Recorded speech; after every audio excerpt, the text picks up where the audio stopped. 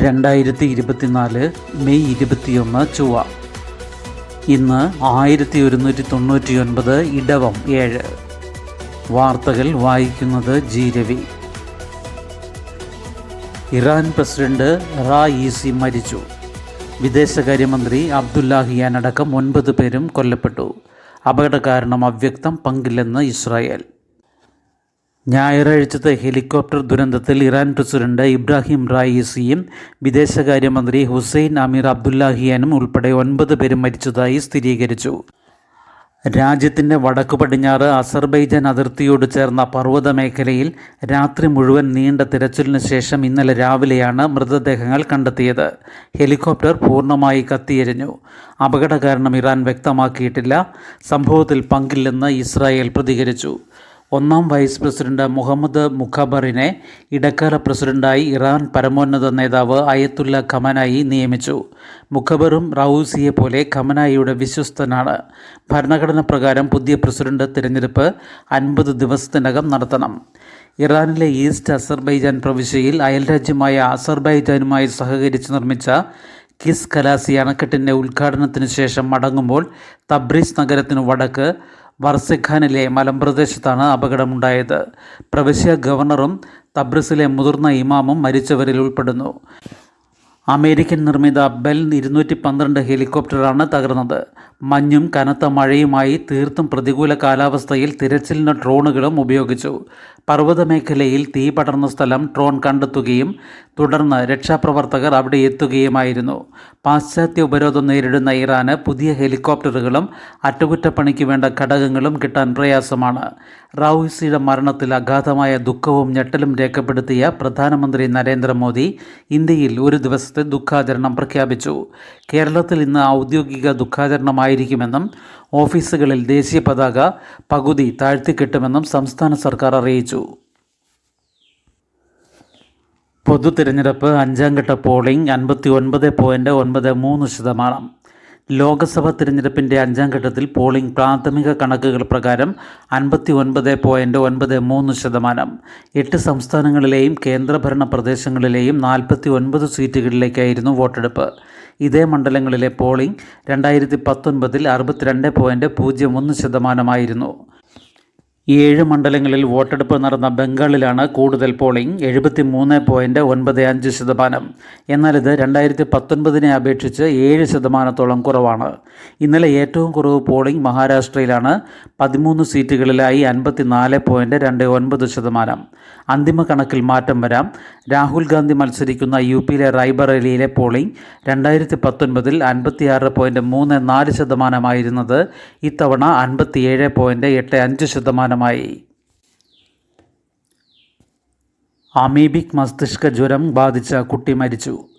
Amoebic മസ്തിഷ്ക ജ്വരത്തിൻ്റെ ലക്ഷണങ്ങളുമായി 13 മുതൽ government medical കോളേജിൽ മാതൃ ശിശു സംരക്ഷണ കേന്ദ്രത്തിൽ തീവ്രപരിചരണ വിഭാഗത്തിലായിരുന്ന കുട്ടി മരിച്ചു.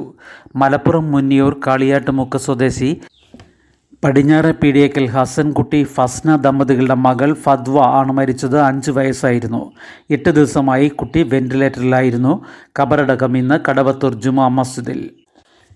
അതേസമയം സ്രവപരിശോധനാ ഫലം നെഗറ്റീവായി നിരീക്ഷണത്തിലുണ്ടായിരുന്ന മറ്റ് 4 കുട്ടികളും ഇന്നലെ ആശുപത്രി വിട്ടതായി മാതൃ ശിശു സംരക്ഷണ കേന്ദ്രം സൂപ്രണ്ട് അറിയിച്ചു. അവയവ കച്ചവടം 2 പേരെ കൂടി കസ്റ്റഡിയിലെടുത്തു. ഇടനിലക്കാരിൽ നിന്ന് ലഭിച്ചത് 30 പേരുടെ വിവരം. ചോദ്യം ചെയ്യലിന് NIA-യും വിദേശകാര്യ മന്ത്രാലയവും ഇടപെടുന്നു. അവയവ കച്ചവടത്തിനായി ഇറാനിലേക്ക് മനുഷ്യക്കടത്ത് നടത്തിയ രാജ്യാന്തര കുറ്റവാളി സംഘത്തിൻ്റെ ഇടനിലക്കാരനായ മലയാളി സബിത്ത് നാസറിനെ ദേശീയ അന്വേഷണ ഏജൻസിയും കേന്ദ്ര രഹസ്യാന്വേഷണ വിഭാഗവും വിശദമായി ചോദ്യം ചെയ്തു. ഇയാൾ വിദേശത്തെത്തിച്ച 30ഓളം പേരുടെ വിവരങ്ങൾ അന്വേഷണ സംഘം ശേഖരിച്ചു. പ്രതിക്ക് പാസ്പോർട്ട് ലഭിച്ചത് 10 ദിവസം മാത്രം വാടകയ്ക്ക് താമസിച്ച താൽക്കാലിക വിലാസത്തിലാണെന്ന് കണ്ടെത്തി. സബിത്തിൻ്റെ മൊഴികളുടെ അടിസ്ഥാനത്തിൽ 2 പേരെ കൂടി അന്വേഷണ സംഘം കസ്റ്റഡിയിലെടുത്തു. പ്രാഥമിക ചോദ്യം ചെയ്യലുകൾക്ക് ശേഷം സബിത്തിനെ അങ്കമാലി മജിസ്ട്രേറ്റ് കോടതിയിൽ ഹാജരാക്കി റിമാൻഡ് ചെയ്തു. പ്രതിയെ കസ്റ്റഡിയിൽ ചോദ്യം ചെയ്യാനുള്ള അപേക്ഷ മജിസ്ട്രേറ്റ് കോടതിയിൽ സമർപ്പിച്ചു. മനുഷ്യക്കടത്ത് സംബന്ധിച്ച രഹസ്യവിവരം കേരള പോലീസിന് കൈമാറിയത് കേന്ദ്ര ഏജൻസികളാണെങ്കിലും കേസന്വേഷണം ഏറ്റെടുക്കാനുള്ള നിർദ്ദേശം NIA-ക്ക് ലഭിച്ചിട്ടില്ല. Ernakulam rural SP doctor Vaibhav സക്സേനയുടെ നേതൃത്വത്തിലാണ് ഇപ്പോൾ അന്വേഷണം നടക്കുന്നത്. ഇറാൻ, കുവൈറ്റ് എന്നിവിടങ്ങൾ കേന്ദ്രീകരിച്ച് തെളിവെടുപ്പ് നടത്തേണ്ട കേസായതിനാൽ കേരള പോലീസിന് അന്വേഷണം മുന്നോട്ട് കൊണ്ടുപോകാൻ പരിമിതികളുണ്ട്. 2 ആഴ്ച മുൻപ് വരെ ഇരകളെ വിദേശത്ത് എത്തിച്ചിട്ടുണ്ടെന്നാണ് സൂചന. ഇവരുടെ അവയവ കച്ചവടം കഴിഞ്ഞിട്ടില്ലെങ്കിൽ അത് തടയാനുള്ള നടപടികൾ കേന്ദ്ര വിദേശകാര്യ മന്ത്രാലയം സ്വീകരിക്കുന്നതായാണ് വിവരം. തദ്ദേശ വാർഡ് വിഭജനം 1 വർഷത്തിനകം ഓർഡിനൻസുകൾക്ക് മന്ത്രിസഭയുടെ അംഗീകാരം. ഗവർണർ ഒപ്പിട്ട ശേഷം നടപടി ആരംഭിക്കും. സംസ്ഥാനത്തെ തദ്ദേശ സ്ഥാപനങ്ങളിലെ വാർഡുകളുടെ അതിർത്തി പുനർനിർണ്ണയിക്കാനും വാർഡുകളുടെ എണ്ണം വർദ്ധിപ്പിക്കാനുമുള്ള 2 ഓർഡിനൻസുകൾക്ക് പ്രത്യേക മന്ത്രിസഭായോഗം അംഗീകാരം നൽകി. 1994 കേരള പഞ്ചായത്തി രാജ്, കേരള മുനിസിപ്പാലിറ്റി നിയമങ്ങളിൽ ഭേദഗതി വരുത്തുന്നതിനാണ് 2 ഓർഡിനൻസുകൾ. ഓരോ തദ്ദേശ സ്ഥാപനത്തിലും 2011 ജനസംഖ്യാനുപാതികമായി വാർഡുകളും അതിർത്തികളും പുനർനിർണ്ണയിക്കും. 2021 സെൻസസ് നടക്കാത്തതിനാലാണ് 2011 ജനസംഖ്യ അടിസ്ഥാനമാക്കുന്നത്. 1 വർഷത്തിനകം നടപടികൾ പൂർത്തിയാക്കാനാണ് മുഖ്യമന്ത്രി പിണറായി വിജയൻ്റെ അധ്യക്ഷതയിൽ ചേർന്ന യോഗത്തിലുണ്ടായ ധാരണ. പൊതുതിരഞ്ഞെടുപ്പ് നടത്തി 2025 ഡിസംബറിൽ പുതിയ തദ്ദേശ ജനപ്രതിനിധികൾ അധികാരമേൽക്കുന്നത് പുതിയ വാർഡുകളുടെ അടിസ്ഥാനത്തിലാകും. ഗ്രാമം, ബ്ലോക്ക് പഞ്ചായത്തുകളിൽ 13 മുതൽ 23 വരെ വാർഡുകളാണുള്ളത്. ഓർഡിനൻസുകൾ വരുന്നതോടെ 14 മുതൽ 24 വരെ ആയി വർദ്ധിക്കും.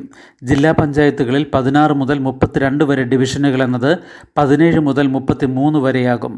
നഗരസഭകളിൽ 25 മുതൽ 52 വരെ വാർഡുകൾ എന്നത് 26 മുതൽ 53 വരെ ആകും. കോർപ്പറേഷനുകളിൽ 55 മുതൽ 100 വരെ എന്നത് 56 മുതൽ 101 വരെ മാറും. സംസ്ഥാനത്തെ 941 ഗ്രാമപഞ്ചായത്തുകളിലായി 15,962 വാർഡുകളും 152 ബ്ലോക്ക് പഞ്ചായത്തുകളിലായി 2080 ഡിവിഷനുകളുമാണ് നിലവിലുള്ളത്. 87 നഗരസഭകളിൽ 3113, 6 കോർപ്പറേഷനുകളിൽ 414 എന്നിങ്ങനെയാണ് വാർഡുകളുടെ എണ്ണം. പെരുമഴ വടക്കോട്ടും. ഇന്ന് പത്തനംതിട്ട, കോട്ടയം, ഇടുക്കി ജില്ലകളിലും നാളെ പത്തനംതിട്ടയിലും റെഡ് അലർട്ട്. വടക്കൻ കേരളത്തിലും വരും ദിവസങ്ങളിൽ മഴ ശക്തമായേക്കും. വടക്കൻ കേരളത്തിന് മുകളിലായി മറ്റൊരു ചക്രവാത ചുഴി രൂപപ്പെട്ട സാഹചര്യത്തിലാണ് ഇത്. നിലവിൽ തെക്കൻ ജില്ലകളിലും മധ്യ കേരളത്തിലുമാണ് കൂടുതൽ മഴ. തമിഴ്നാടിന് മുകളിലായി തീരദേശത്ത് ചക്രവാത ചുഴിയും തമിഴ്നാട്ടിൽ നിന്ന് വടക്കൻ കർണാടക വരെ ന്യൂനമർദ്ദപാത്തിയും രൂപപ്പെട്ടിട്ടുണ്ട്. ഒറ്റപ്പെട്ട സ്ഥലങ്ങളിൽ ഇടിമിന്നലോടുകൂടിയ മഴയ്ക്കാണ് സാധ്യത എന്ന് കാലാവസ്ഥാ വകുപ്പ് അറിയിച്ചു. മത്സ്യത്തൊഴിലാളികൾ കടലിൽ പോകാൻ പാടില്ല. രാജ്യാന്തര കോടതി നെതന്യാഹുവിനെതിരെ വാറണ്ട് ആവശ്യപ്പെട്ട് പ്രോസിക്യൂഷൻ. ഹമാസ് നേതാവ് സിൻവർ അടക്കമുള്ളവർക്കെതിരെയും വാറണ്ട് ആവശ്യപ്പെട്ടു. ഇസ്രായേൽ പ്രധാനമന്ത്രി ബെന്യാമിൻ നെതന്യാഹു, പ്രതിരോധ മന്ത്രി യോയാവ് ഗാലന്റ്, ഹമാസ് നേതാവ് യഹ്യ സിൻവർ അടക്കമുള്ളവർക്കെതിരെ അറസ്റ്റ് വാറണ്ട് പുറപ്പെടുവിക്കണമെന്ന് രാജ്യാന്തര ക്രിമിനൽ കോടതിയിൽ പ്രോസിക്യൂഷൻ ആവശ്യപ്പെട്ടു. ആരോപിക്കുന്ന കുറ്റങ്ങൾക്ക് തെളിവുണ്ടെന്ന് ജഡ്ജിമാർക്ക് ബോധ്യപ്പെട്ടാലേ വാറണ്ട് പുറപ്പെടുവിക്കുമെങ്കിലും നെതന്യാഹുവിനും ഗാലന്റിനുമെതിരെ പ്രോസിക്യൂഷൻ നീക്കം ഇസ്രായേലിന് തിരിച്ചടിയായി. നെതന്യാഹുവിനെ പിന്തുണച്ച് പ്രതിപക്ഷ നേതാവ് യയർ ലപീദ് അടക്കം രംഗത്തെത്തി. സിൻവർ ഉൾപ്പെടെ തങ്ങളുടെ 3 നേതാക്കൾക്കെതിരായ പ്രോസിക്യൂഷൻ നീക്കത്തെ ഹമാസും വിമർശിച്ചു. യുദ്ധത്തിന് കാരണമായ കഴിഞ്ഞ ഒക്ടോബർ 7 ഹമാസ് ആക്രമണത്തിൻ്റെ മുഖ്യ ആസൂത്രകനാണ് സിൻവർ. ഐക്യരാഷ്ട്ര സംഘടനയ്ക്ക് കീഴിൽ നെതർലാൻഡ്സിലെ ഹേഗ് ആസ്ഥാനമായി പ്രവർത്തിക്കുന്ന ICCക്ക് അംഗരാജ്യങ്ങളിലെ പൗരന്മാരെ വിചാരണ ചെയ്യാനാകും. ICC അംഗത്വമുള്ള പലസ്തീനിൽ ഇസ്രായേലും ഇസ്രായേലിൽ ഹമാസും നടത്തിയ യുദ്ധക്കുറ്റങ്ങൾ കോടതിയുടെ പരിധിയിൽ വരുമെന്നാണ് പ്രോസിക്യൂഷൻ നിലപാട്. ഇസ്രായേൽ ICC അംഗമല്ല. ഉക്രൈൻ യുദ്ധത്തിലെ കുറ്റകൃത്യങ്ങളുടെ പേരിൽ കഴിഞ്ഞ വർഷം റഷ്യൻ പ്രസിഡന്റ് വ്ളാഡിമിർ പുടിനെതിരെ ICC അറസ്റ്റ് വാറണ്ട് പുറപ്പെടുവിച്ചിരുന്നു. റഷ്യയും ICCയിലില്ല. അതിനിടെ റഫേൽ ഇസ്രായേൽ ആക്രമണം വ്യാപിപ്പിച്ചു. മധ്യ ഗാസയിൽ ഇതുവരെ സൈന്യം എത്താതിരുന്ന ദെയ്ർ അൽ ബല നഗരത്തിലും ആക്രമണം നടത്തി. കഴിഞ്ഞ 24 മണിക്കൂറിനിടെ 106 പലസ്തീൻകാർ കൂടി കൊല്ലപ്പെട്ടു. ഇതോടെ ഗാസയിൽ കൊല്ലപ്പെട്ട പലസ്തീൻകാരുടെ എണ്ണം 35,562 വർദ്ധിച്ചു. 79,652 പേർക്ക് പരിക്കേറ്റു. US ദേശീയ സുരക്ഷാ ഉപദേഷ്ടാവ് ജെയ്ക്ക് സള്ളിവൻ ഇസ്രായേലിലെത്തി ഹമാസ് അംഗങ്ങളെ മാത്രം ലക്ഷ്യമിട്ടാകണം ആക്രമണമെന്നും സാധാരണക്കാരെ ഒഴിവാക്കണമെന്നുമാണ് US ആവശ്യപ്പെടുന്നത്. അതിനിടെ ചെങ്കടലിൽ എണ്ണക്കപ്പലിന് നേരെ യമനിലെ ഹൂതി വിമതർ മിസൈൽ ആക്രമണം നടത്തി. ഗ്രീസിൻ്റെ ഉടമസ്ഥതയിലുള്ള MD വിൻഡ് കപ്പലിനെയാണ് ആക്രമിച്ചത്. തകരാർ പരിഹരിച്ച ശേഷം കപ്പൽ ചൈനയിലേക്ക് യാത്ര തുടർന്നു. മരുന്ന് നിലവാരം പട്ടികയിൽ ഇന്ത്യയില്ല. മരുന്നുകൾക്കും വാക്സിനുകൾക്കും ഉന്നത നിലവാരം ഉറപ്പാക്കുന്ന തരം നിയന്ത്രണ അതോറിറ്റിയുള്ള രാജ്യങ്ങളുടെ പട്ടികയിൽ ഇന്ത്യയില്ല.